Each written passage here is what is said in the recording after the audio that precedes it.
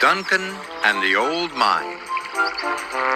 It was summer on the island of Sodor. Duncan loved this time of year. Today, he was especially excited. He was going to take a party of vacationers to see Coldy Caves.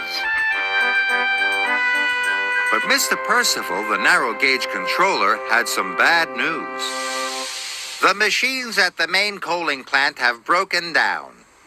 Sir Topham Hatt needs coal until they are mended. Mr. Percival told Duncan and Rusty to bring coal down from the mine in the hills. Then Thomas will take it to the coaling plant, he said.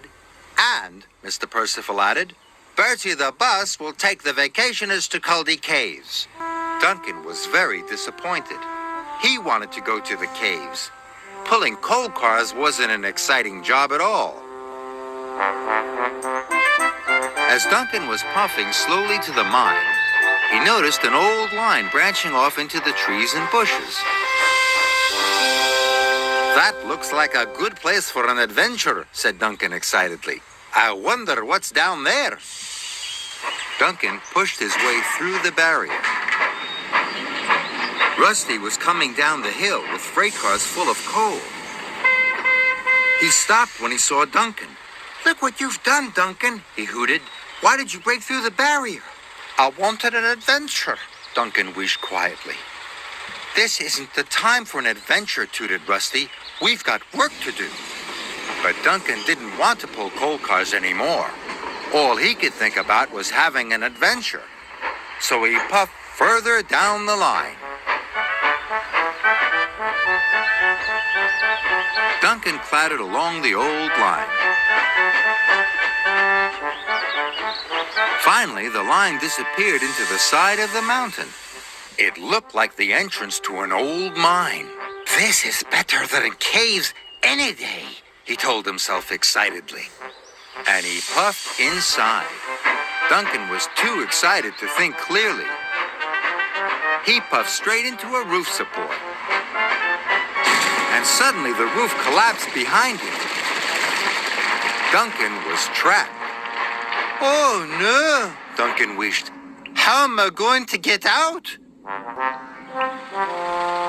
Back at the transfer yards, Thomas was waiting. Where's Duncan? Thomas asked. I don't know, said Rusty. I'd better go and look for him. It was dark and lonely in the old mine. Duncan didn't like it at all. He looked up at the shafts of light. Maybe if I whistle, someone will hear me. Duncan whistled as loudly as he could, but there was no reply. He tried again, even louder. But Rusty didn't hear Duncan's whistle. He was too far away. No one knows where I am, wished Duncan miserably. I'll have to find my own way out. Duncan puffed slowly forward. Inch by inch, Duncan crept further into the mine. It was dark in the tunnel, and getting darker.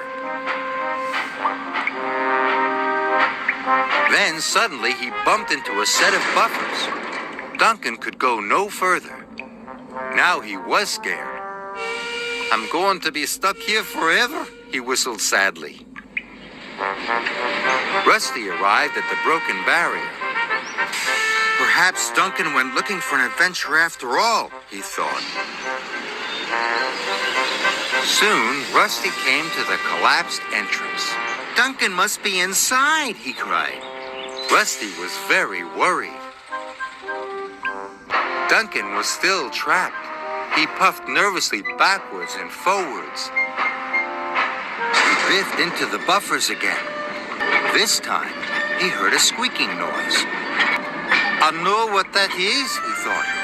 It's the sound of wheels going round. Duncan edged forward very slowly.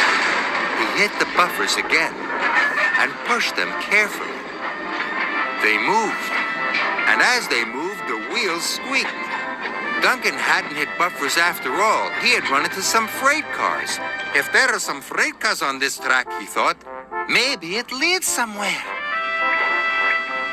He pushed the cars slowly forward along the track. Soon he saw a light at the end of the tunnel. But the way out was boarded up. Must think clearly, he huffed to himself. Then he had an idea. With all his puff, Duncan bashed the freight cars. And they crashed and smashed through the boards.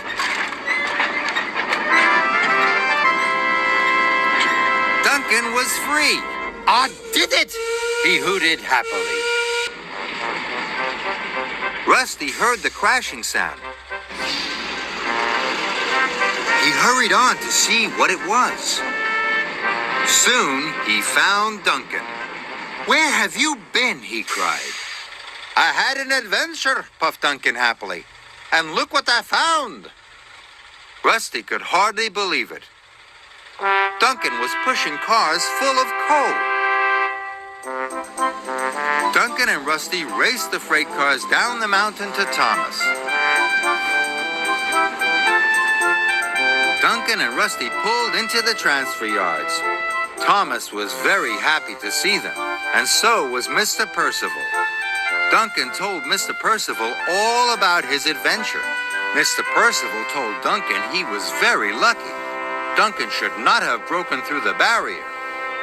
Adventure can be full of surprises, Duncan, Mr. Percival told him. Some good and some not so good. Rusty and Thomas agreed. And next time I have an adventure, whistled Duncan, I will know to think clearly all the time.